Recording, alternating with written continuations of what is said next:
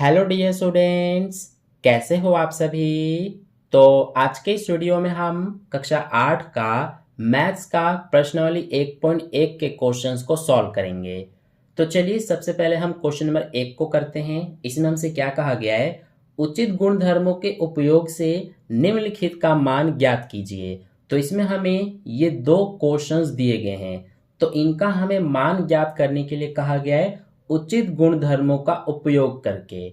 ठीक है, तो चलिए सबसे पहले हम इस फर्स्ट वाले पार्ट को करते हैं। कैसे करेंगे हम, सबसे पहले इसको ध्यान से देखिए। इसमें हमें तीन पद दिखाई दे रहे हैं। देखिए ये -2/3 गुणा में 3/5, ये हमारा एक पद कहा जाएगा, क्योंकि -2/3 और 3/5 का गुणा करेंगे तो क्या आएगा, -2 का 3 में गुणा -6 बटे में 3 का 5 में गुणा 15, तो ये -6/15 आ गया, यानी कि ये हमारा एक पद बन गया।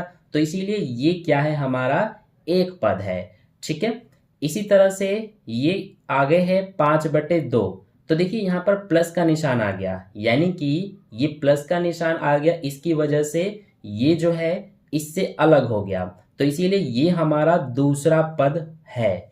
ठीक है, फिर इसके बाद देखिए माइनस का निशान आ गया, तो इसीलिए ये हमारा दूसरा पद हो गया। इसके बाद माइनस के बाद ये देखिए 3/5 गुणा में 1/6 है, तो ये हमारा तीसरा पद है, यानी कि ये पूरा एक पद है, ये एक पद है और ये पूरा एक पद है। ठीक है, क्योंकि अगर प्लस या माइनस का निशान आ जाता है तो पद जो होते हैं वो अलग हो जाते हैं। तो इसमें हमारे टोटल कितने पद हैं, 3 पद हैं। अब इन तीनों पदों में ध्यान से देखने पर हमें क्या दिखाई दे रहा है कि इस पहले वाले पद को देखिए, इसमें भी हमारा 3/5 है, और इस तीसरे वाले पद को देखिए, इसमें भी 3/5 है। ठीक है, यानी कि इन दोनों में हमारा ये और ये क्या है, एक जैसे हैं। तो इसीलिए अब हम क्या करेंगे कि इसको और इसको एक साथ हम लिख देंगे। ठीक है, कैसे, सबसे पहले ये जैसा है इसको तो हम उतार देंगे एज इट इज, -2/3 गुणा में 3/5, इसको हमने उतार दिया। अब ये जो हमारा लास्ट में लिखा हुआ है इसको हम इसके साथ यानी कि यहां पर लिख देंगे। ठीक है, तो ये हमारा है -3/5 गुणा में 1/6।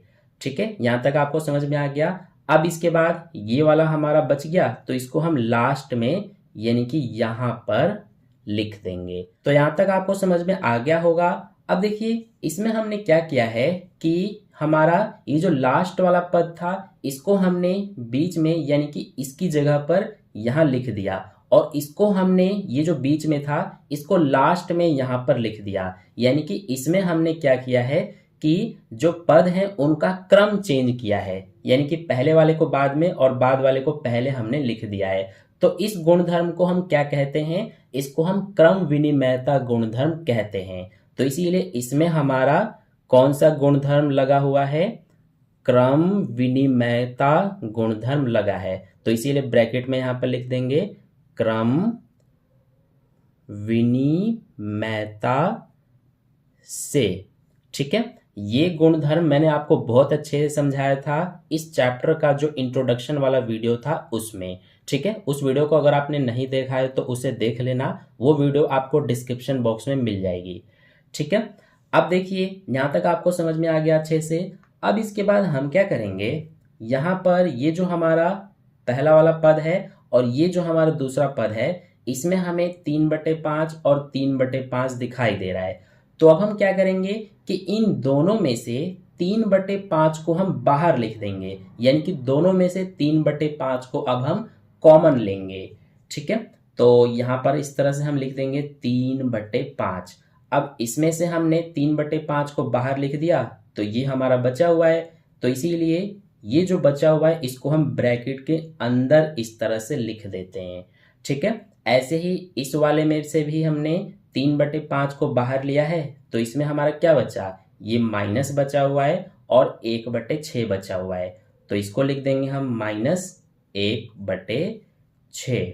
ठीक है, फिर इसके बाद ये प्लस में क्या बचा हुआ है, 5/2। तो ये हमारा हो गया यहाँ तक। अब देखिए यहाँ पर हमने कौन सा गुणधर्म का यूज किया है, तो यहाँ पर हमने वितरकता गुणधर्म का यूज किया है। ठीक है, वितरकता गुणधर्म क्या होता है मैं यहाँ पर आपको समझा देता हूँ। जैसे देखिए यहाँ पर हमारे पास संख्या है 2, ब्रैकेट में है 5 + 3, तो इसको हमें सॉल्व करना है तो हम कैसे करते हैं।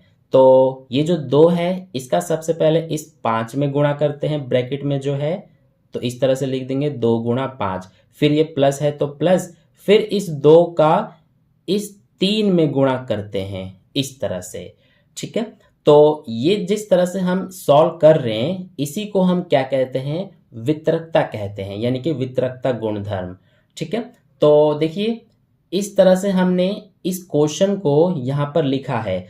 तो इसी तरह से यहाँ पर देखिए लिखा हुआ था, हमने क्या किया कि इस रूप में यहाँ पर हमने लिख दिया है, यानी कि जैसे ये 2 × 5 था, प्लस में 2 × 3 था, तो 2 यहाँ पर भी है, 2 यहाँ पर भी, तो यहाँ पर 2 एक बार लिखा गया। ऐसे ही इसमें भी 3/5 और इसमें 3/5 दो जगह था, इसको हमने एक बार यहाँ पर लिख दिया।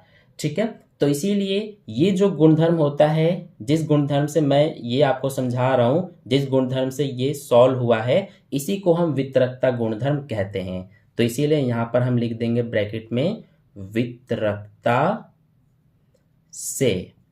ठीक है, तो इसमें हमारे बस यही 2 गुणधर्म यूज हो रहे हैं। अब इसके बाद इसको हमें आगे सॉल्व करते जाना है, हमारा आंसर आ जाएगा। ठीक है, तो चलिए अब इसको सॉल्व करते हैं। कैसे करेंगे, सबसे पहले इस 3/5 को उतार देते हैं, इस ब्रैकेट के अंदर वाले को सबसे पहले हम सॉल्व करेंगे। तो कैसे करेंगे, सबसे पहले नीचे जो है 3 और 6, इसका एलसीएम लेते हैं तो 6 ही आएगा। अब इस नीचे वाले 3 से इसको भाग करते हैं तो 3 दूना 6 यानी कि 2 आ रहा है। 2 का इस ऊपर वाले में गुणा करेंगे -2 में, तो -4 हो जाएगा। अब ये माइनस है तो माइनस लिखेंगे। अब इससे भी 6 से इस 6 को भाग करेंगे तो 1 आएगा। 1 का इस 1 में गुणा करेंगे तो 1 ही आएगा। फिर क्या है, प्लस में 5/2 है। ठीक है, अब इसको आगे सॉल्व करते हैं तो ये 3/5 ब्रैकेट में क्या है, ये देखिए -4 -1, तो माइनस माइनस क्या होता है, प्लस होता है, तो इसीलिए 4 और 1 को जोड़ देंगे तो 5 आ जाएगा। दोनों में बड़ा ये 4 है, इसके आगे माइनस लगा हुआ है, तो इसीलिए जो बड़े के आगे निशान लगा होता है वही निशान हम आंसर में लगाते हैं। बटे में क्या है 6 और प्लस में है 5/2। अब देखिए ब्रैकेट का मतलब क्या होता है, गुणा, तो इसीलिए ये और ये हमारा गुणा में है, तो इसीलिए ये देखिए नीचे भी 5 ऊपर भी 5, ये कट जाएगा, 5 एकम 5 5 एकम 5, ये दोनों भी कटेंगे, 3 एकम 3 3 दूना 6।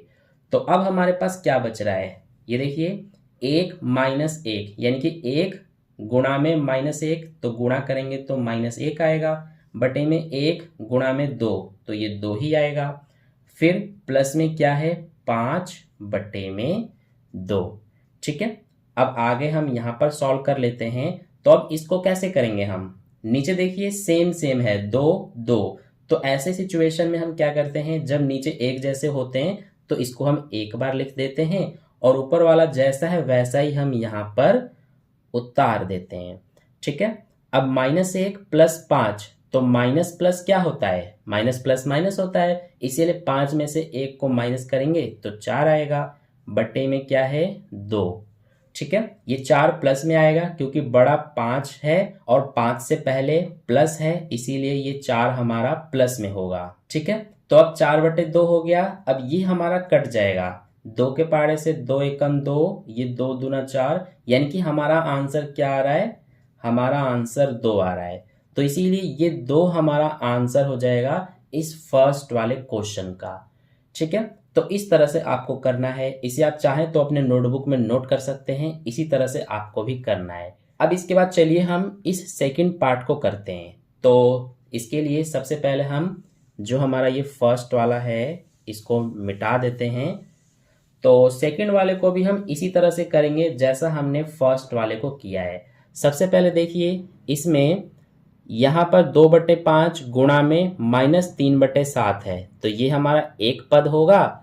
फिर यहाँ माइनस आ गया, इसीलिए ये 1/6 गुणा में 3/2 ये दूसरा पद हो जाएगा। फिर यहाँ प्लस आ गया, तो इसीलिए 1/14 गुणा में 2/5 ये तीसरा पद हो जाएगा। ठीक है, तो अब हम क्या करते हैं, अब हम इसमें देखते हैं कि इसमें हमारे क्या कोई ऐसी संख्या है, यानी कि कोई ऐसी परिमेय संख्या है जो एक जैसी हो। तो अगर आप ध्यान से देखेंगे तो हमारा इसमें भी 2/5 है और इस वाले पद में भी 2/5 है। ठीक है, यानी कि इसमें भी हमारा 2/5 और इसमें भी 2/5 है। तो इसीलिए अब हम क्या करेंगे कि जो हमारा ये पहला वाला पद है इसको तो हम एज इट इज लिख देंगे, 2/5 गुणा में -3/7। और अब हम ये जो तीसरा वाला पद है इसको हम इसके साथ यहां पर लिख देंगे। ठीक है, तो ये हमारा है प्लस में 1/14 गुणा में 2/5। और ये जो हमारा बीच में था इसको हम इसके बाद लास्ट में लिख देंगे -1/6 गुणा में 3/2। ठीक है, तो यहां पर हमने कौन सा गुणधर्म यूज किया है, तो यहां पर हमने क्रम विनिमयता वाला गुणधर्म यूज किया है। क्योंकि हमने इसमें भी क्या किया कि ये जो तीसरे स्थान पर था यानी कि सबसे बाद में था, इसको हमने यहां पर बीच में लिख दिया और ये जो बीच में था इसको हमने बाद में लिख दिया। ठीक है, यानी कि इसमें भी हमने क्रम चेंज किया है, तो इसीलिए यहां पर हमारा क्रम विनिमयता गुणधर्म लग रहा है। तो यहां पर लिख देंगे हम गुणधर्म क्रम विनिमयता से। ठीक है, तो इस तरह से ये हो गया। अब इसके बाद देखिए इसमें भी हमारा 2/5 है इस वाले पद में, और इसमें भी देखिए 2/5 ये रहा। ठीक है, तो इसीलिए अब हम क्या करेंगे कि इसमें से और इसमें से 2/5 को हम कॉमन लेंगे, यानी कि यहां पर बाहर लिख देंगे एक बार। ठीक है, अब इसमें से हमारा ये बच गया और इसमें से ये बच गया, तो इनको हम ब्रैकेट के अंदर लिख देंगे। ये है -3/7 और ये प्लस में 1/14। ठीक है, और इसके बाद ये हमारा है तो इसको लिख देंगे यहाँ पर माइनस में 1/6 गुणा में 3/2। तो इस तरह से हो गया। अब इसके बाद हम क्या करेंगे कि यहाँ पर हमने कौन सा गुणधर्म यूज किया है, तो यहाँ पर हमने वितरकता गुणधर्म यूज किया है। क्योंकि देखिए यहाँ पर और यहाँ पर इन दोनों पदों में से हमने 2/5 को कॉमन ले लिया, तो इसीलिए इसमें हमारा वितरकता गुणधर्म लग रहा है। तो यहाँ पर लिख देंगे ब्रैकेट में वितरकता से। ठीक है, तो ये हो गया हमारा। अब इसके बाद देखिए इसको अब हमें सॉल्व कर देना है। ये सबसे पहले 2/5 को उतारेंगे, इसको हम सॉल्व करेंगे तो क्या आएगा, सबसे पहले 7 और 14 का एलसीएम करेंगे तो 14 ही आएगा। अब इस 7 से इसको भाग करेंगे तो 7 दूना 14 होता है, तो 2 आ रहा है हमारा। 2 का -3 में गुणा करेंगे तो 2 तिया 6 यानी -6 आ जाएगा। प्लस में इस 14 से इसको भाग करेंगे तो 1 आएगा। 1 का इस 1 में गुणा करेंगे तो 1 1 कम 1 हो जाएगा। फिर क्या है, ये हमारा है। इसको देखिए हम यहीं पर सॉल्व कर सकते हैं। कैसे, ये 3 एकम 3, 3 दूना 6 हमारा कट जाएगा, तो क्या बच रहा है, ये -1 एकम 1 बटे में 2 दूना 4। ठीक है, अब देखिए आगे करते हैं। ये सबसे पहले 2/5 उतारेंगे और ये -6 प्लस 1, माइनस प्लस क्या होता है, माइनस होता है, तो इसीलिए 6 में से 1 को घटाएंगे तो 5 बचेगा। दोनों में बड़ा ये है, इससे पहले क्या है माइनस, तो इसीलिए यहाँ पर माइनस लगाएंगे। बटे में क्या है 14 और माइनस में 1/4 है। अब देखिए इसमें भी हमारा ये कट रहा है कुछ। सबसे पहले ये 5 एकम 5, 5 एकम 5 कट रहा है। ये 2 एकम 2, 2 सत्ते 14 भी कट रहा है। ठीक है, तो अब 1 और -1 का गुणा होगा तो -1 आएगा, बटे में 1 और 7 का गुणा होगा तो 7 आएगा। फिर माइनस में क्या है 1/4, तो इसको हमने उतार दिया। अब बाकी का हम यहाँ पर कर लेते हैं। तो अब सबसे पहले हम इसको कैसे सॉल्व करेंगे? सबसे पहले 7 और 4 दोनों का एलसीएम करेंगे। तो 7 और 4 का एलसीएम करने पर हमें 28 मिलेगा। ठीक है, अब इस 7 से इसको भाग करेंगे तो 7 चौक 28 होता है, यानी कि 4 आ रहा है। 4 का -1 में गुणा करेंगे तो -4 आएगा। ये माइनस है तो यहाँ माइनस उतारेंगे। अब 4 से 28 को भाग करेंगे तो 4 सत्ते 28 होता है, तो 7 आ रहा है। 7 का 1 में गुणा, 7 एकम 7। अब -4 -7 माइनस माइनस प्लस, तो इसीलिए 4 और 7 11, दोनों में बड़ा ये है, यहाँ पर माइनस है तो माइनस लगाएंगे, बटे में क्या है 28। तो -11/28 यही हमारा आंसर है सेकंड पार्ट का। ठीक है, तो इस तरह से हमें सेकंड वाला करना था। ठीक है, आई होप आपको फर्स्ट क्वेश्चन के दोनों पार्ट्स अच्छे समझ में आ गए हैं। अब इसके बाद चलिए हम सेकंड क्वेश्चन को करते हैं। तो देखिए डियर स्टूडेंट्स, सेकंड क्वेश्चन में हमसे क्या कहा गया है, निम्नलिखित में से प्रत्येक के योज्य प्रतिलोम लिखिए। तो इसमें देखिए हमें ये 5 पार्ट्स दिए गए हैं, इनके हमें बोला है योज्य प्रतिलोम लिखने के लिए।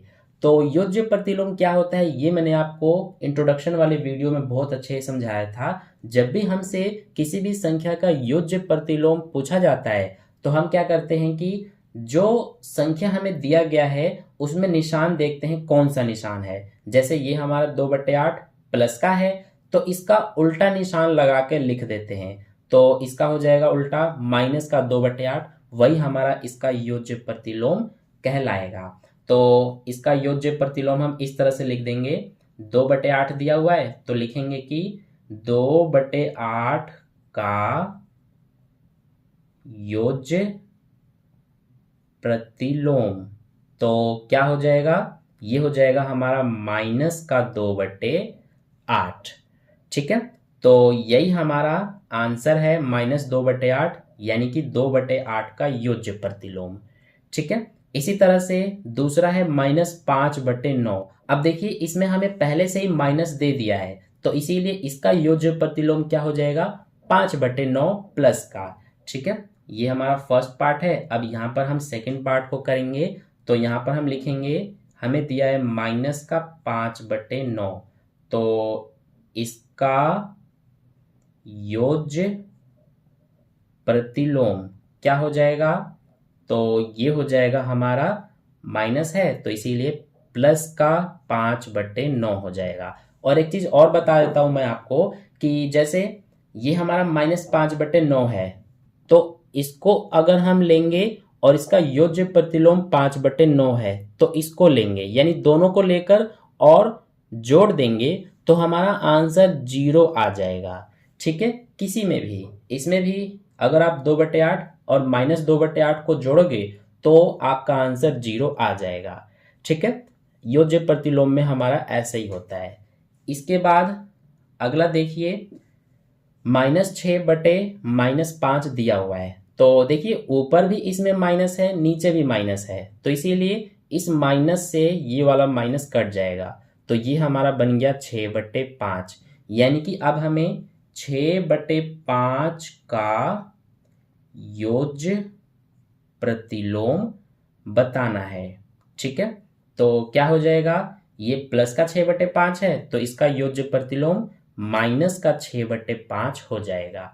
ठीक है, इसके बाद अब फोर्थ को करेंगे तो फोर्थ पार्ट में 2/-9 दिया हुआ है तो इसका योज्य प्रतिलोम क्या हो जाएगा, माइनस है इसीलिए प्लस का 2/9 हो जाएगा। या फिर इसमें नीचे हम वैसे तो माइनस नहीं छोड़ते हैं तो इसीलिए इस माइनस को ऊपर लिख देंगे तो माइनस का 2/9 हो जाएगा। ठीक है, तो इसीलिए अब यहाँ पर हम लिख देंगे -2/9 का योज्य प्रतिलोम। तो -2/9 का योज्य प्रतिलोम क्या होगा, 2/9। अब इसके बाद लास्ट है फिफ्थ, तो इसमें हमें दिया है 19/-6, तो इसमें भी माइनस को ऊपर लेके चले जाएंगे तो माइनस का 19/6 हो जाएगा। यानी कि हमें -19/6 का योज्य प्रतिलोम बताना है। ठीक है, तो क्या हो जाएगा, ये हो जाएगा हमारा 19/6। तो ये हमारे आंसर है सेकंड क्वेश्चन के। तो आई होप आपको फर्स्ट और सेकंड क्वेश्चन बहुत अच्छे समझ में आ गया है। इसके बाद क्वेश्चन नंबर 3 से हम नेक्स्ट वीडियो में करेंगे। आई होप आपको इतना अच्छे समझ में आया है। अगर आपको वीडियो अच्छा लगा है तो वीडियो को एक लाइक ज़रूर कर देना और अपने दोस्तों के साथ भी शेयर कर देना ताकि उन्हें भी इससे बेनिफिट मिले। और अगर आपने अभी तक चैनल को सब्सक्राइब नहीं किया है तो चैनल को सब्सक्राइब करके बेल आइकन को प्रेस कर लेना ताकि नेक्स्ट वीडियो जैसी अपलोड की जाए उसका नोटिफिकेशन सबसे पहले आप तक पहुंच जाए। तो मिलते हैं फिर नेक्स्ट वीडियो में क्वेश्चन नंबर 3 और उसके आगे के क्वेश्चंस के साथ। तब तक के लिए धन्यवाद।